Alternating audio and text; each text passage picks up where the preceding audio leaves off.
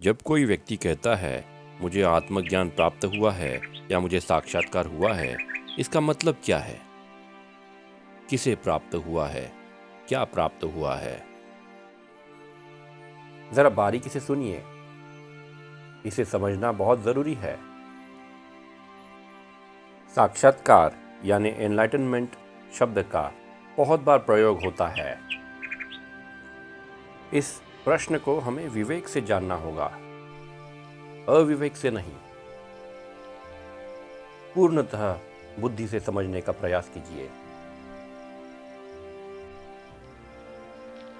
जब हम साक्षात्कार शब्द का प्रयोग करते हैं तो हमारा मतलब कुछ और है। सामान्य तौर पर जब लोग कहते हैं कि मुझे साक्षात्कार हुआ है, तो इसका मतलब ये है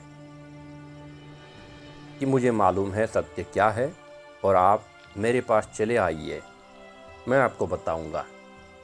यही ना? और आप सब लोग वहां जाके पूछेंगे, हाँ, हमें सब कुछ बताइए, साक्षात्कार क्या होता है? अगर आपको सच में जानना है कि साक्षात्कार क्या है, तो हमें बहुत बारीकी से ये देखना होगा।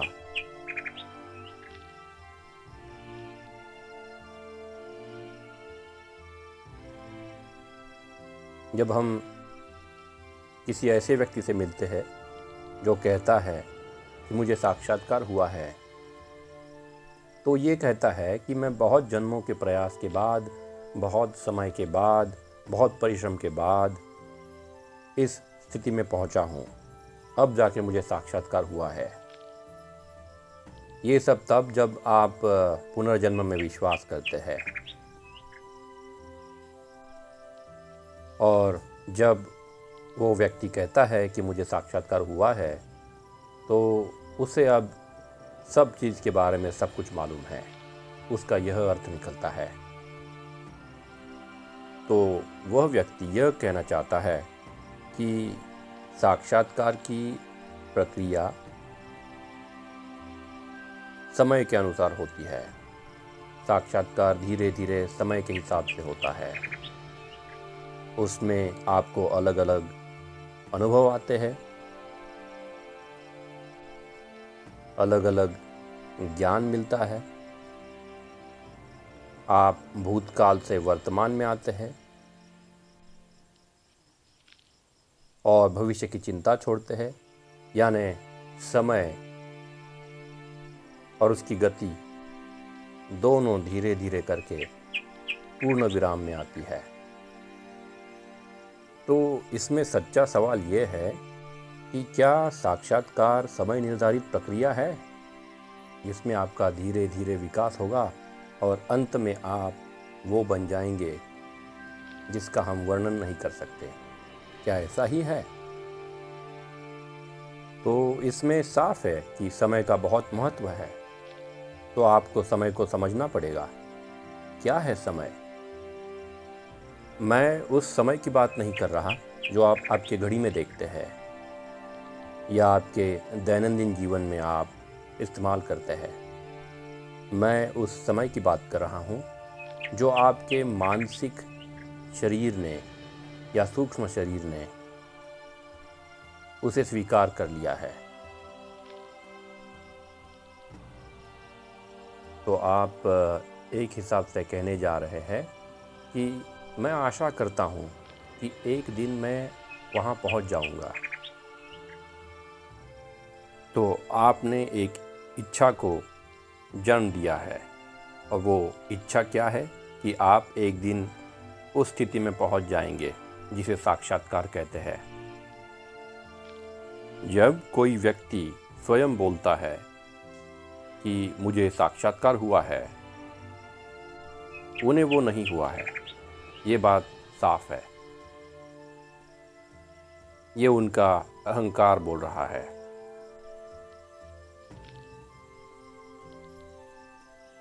ये बिल्कुल वैसी ही बात हुई कि कोई खुद के मुंह से खुद की प्रशंसा करे। जब आप स्वयं बोलते हैं कि मैं बहुत विनम्र हूं, तो आपका घमंड बोल रहा है। विनम्रता तब होती है जब घमंड उपस्थित नहीं होता है। तो हम पूछ रहे हैं कि साक्षात्कार क्या है? क्या आप इस शब्द का अर्थ जानते हैं? साक्षात्कार की स्थिति यानी वो परम स्थिति जहाँ मन किसी भी तनाव में नहीं है, तनाव रहित है। उस मन में कोई इच्छा नहीं है, कहीं जाना नहीं है, कुछ हासिल नहीं करना है। वो बिल्कुल शांत है, एक गहरे समुद्र की तरह।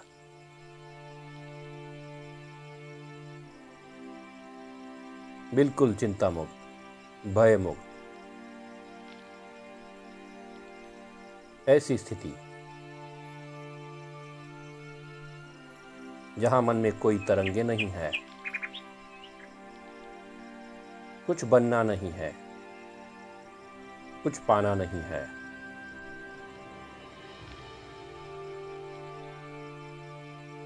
ऐसी परम स्थिति,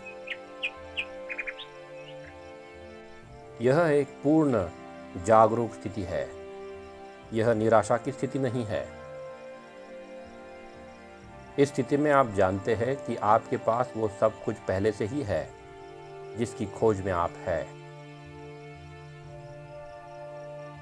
एक बार आपने आपके मन में डाल दिया कि मुझे कुछ बनना है, कुछ हासिल करना है, कोई ऐसी एक स्थिति है जिसे साक्षात्कार कहते हैं, तो उसके बाद बस आपका मन वो सारी चीज़ें ढूंढेगा जिसमें हम उस तरफ बढ़ते रहे। चाहे वो कुछ साधन हो, कुछ प्रक्रिया हो, कुछ तकनीक हो, उसे ढूंढकर आपके उस मुकाम की तरफ आपका मन बढ़ने लगेगा। यानी अब आपने समय के साथ खेलना शुरू कर दिया। आपने समय से अपने आप को बांध दिया। क्या कुछ बनना ज़रूरी है? उदाहरण के तौर पर आप देखिए, अगर हम कहें कि मैं हिंसक हूँ और मैं अहिंसक होना चाहता हूँ, मुझे अहिंसा वृत्ति धारण करनी है, तो उस समय तात्काल मैंने द्वंद्व बनाया। हिंसा से अहिंसा की तरफ जाना है। और हिंसा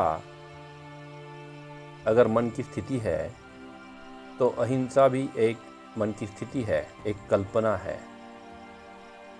अब हम एक कल्पना से दूसरी कल्पना की तरफ जाना चाहते हैं और उसमें हमने समय को जोड़ दिया। किंतु आप ये सत्य क्यों नहीं देखते हैं कि हिंसा एक स्थिति है और वो सत्य है, क्योंकि आपने वो अनुभव की है। किंतु अहिंसा का विचार अभी तक आपके लिए सत्य नहीं है, वो एक कल्पना है। तो जैसे ही आपने ये देखा कि एक कल्पना सत्य है और दूसरी कल्पना असत्य है, तो आपको तुरंत उस समय सत्य पकड़ में आ जाएगा। अब इसी तरह बाकी भी दोष आ सकते हैं। राग, द्वेष, मद, मोह, मत्सर, लोभ, ये सब भी है। इनसे निपटने के लिए इनके विरुद्ध जो स्थिति है उसे बना लेने की कोई ज़रूरत नहीं है। ये जो भी विकार है, आप उनको बस देखिए, उनका निरीक्षण कीजिए। क्या है राग, द्वेष, लोभ, मद, मोह, मत्सर? क्या है? कहाँ से उत्पन्न होते हैं? क्यों होते हैं? आपको बस निरीक्षण करना है, और तब तक करना है जब तक आप इसके मूल में ना जाए। आप जैसे ही इनके मूल में जाएंगे, तत्क्षण ये आपके लिए समाप्त हो जाएंगे। आपको और कुछ करने की जरूरत नहीं है। इसका मतलब आपने तुरंत उसका निरीक्षण किया, उसको समझ लिया और उसके ऊपर आपने काम किया। सब एक साथ घटित हो गया। अब कुछ करना नहीं पड़ेगा। अगर आप ये ठीक से कर पाएंगे, ठीक से समझे है, तो आप ये भी समझ जाएंगे कि साक्षात्कार ये समय से बंधी हुई चीज नहीं है। अंतिम सत्य समय पर निर्धारित नहीं है। मैं ये कहना चाहता हूं, किसी चीज को जैसा है वैसा देखना, तात्काल उसी रूप में देखना, यही क्रिया है। लेकिन आप जो करते हैं, किसी चीज को देखते हैं, बीच में बहुत सारा समय लेते हैं और उसके बाद धीरे धीरे धीरे करके आप फिर क्रिया या कर्म करते हैं उस चीज को हासिल करने के लिए। ये उसके बिल्कुल विरुद्ध है, क्योंकि आपने उस समय के बीच में अब एक कल्पना बना ली है, जिसके पीछे आप अब हाथ धो के पड़े हैं। सारांश में हम ये कहना चाहते हैं कि क्या हम अपने मन को, अपने बुद्धि को हजारों लाखों वर्षों के समय के वजन से मुक्त कर सकते हैं? क्या हम समय के परे जा सकते हैं? क्या समय एक मानसिक कल्पना है? क्या समय का होना जरूरी है? क्या साक्षात्कार समय निर्धारित है? नहीं। अगर आप किसी चीज को ठीक ठीक देखते हैं, बिना किसी बदलाव के देखते हैं, तब आप जो क्रिया या कर्म करेंगे वो विवेकपूर्ण होगा। उसमें अविवेक की बात नहीं आती। वो जो परम सत्य है, अंतिम सत्य है, वो समय पर निर्धारित नहीं है। उसे समय के द्वारा हासिल नहीं किया जा सकता। आपका देखने का तरीका साफ होना चाहिए। उस अंतिम सत्य को हासिल करने का सवाल आता ही नहीं। क्या हासिल करना है? क्या वो सत्य वहां है या नहीं है?